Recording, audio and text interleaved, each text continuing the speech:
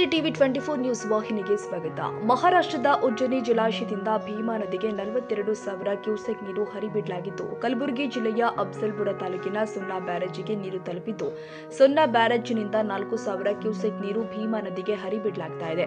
ಇದರಿಂದಾಗಿ ಭೀಮಾ ನದಿ ಮಧ್ಯದಲ್ಲಿ ಇರುವ ಅಫಜಲ್ಪುರ ತಾಲೂಕಿನ ಮಂಡೂರು ಗ್ರಾಮದ ಯಲ್ಲಮ್ಮ ದೇವಿ ದೇವಸ್ಥಾನಕ್ಕೆ ಈಗ ಜಲ ದಿಗ್ಬಂಧನವಾಗಿದೆ. ನದಿಯ ಮಧ್ಯದಲ್ಲಿ ಇರುವ ದೇವಸ್ಥಾನಕ್ಕೆ ಸಂಪರ್ಕ ಕಲ್ಪಿಸುವ ಸೇತುವೆ ಮುಳುಗಡೆಯ ಭೀತಿ ಎದುರಾಗಿದೆ. ಸೇತುವೆ ಮೇಲೆ ನೀರು ಹರಿದ ಹಿನ್ನೆಲೆ ಮುಂಜಾಗ್ರತಾ ಕ್ರಮವಾಗಿ ಶ್ರೀ ಯಲ್ಲಮ್ಮ ದೇವಿ ಟ್ರಸ್ಟ್ ಸಮಿತಿ ಹಾಗೂ ಅರ್ಚಕರು ಸೇತುವೆ ಮುಖ್ಯ ದ್ವಾರವನ್ನು ಬಂದ್ ಮಾಡಿದ್ದಾರೆ.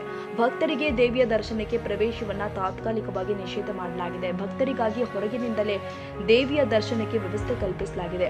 ಇನ್ನು ಮಂಡೂರ ಗ್ರಾಮದಿಂದ ಭಯ್ಯಾರು ಮಾರ್ಗವಾಗಿ ಇಂಡಿಗೆ ಹೋಗುವ ರಸ್ತೆ ಮಧ್ಯದಲ್ಲಿ ಇರುವ ಬೊಯ್ಯಾರ ಬ್ಯಾರೇಜ್ ಮೇಲೆ ನೀರು ಹರಿದಿರುವುದರಿಂದ ಮಂಡೂರ ಇಂಡಿ ರಸ್ತೆ ಸಂಚಾರವನ್ನು ಕೂಡ ಬಂದ್ ಮಾಡಲಾಗಿದೆ. ಕನ್ನಡಿಗರ ಮೆಚ್ಚಿನ ನಿಮ್ಮ ಟಿವಿ 24 ಕನ್ನಡ ನ್ಯೂಸ್ ವಾಹಿನಿ ಇದೀಗ ಟಿವಿಯಲ್ಲಿ ಲಭ್ಯ.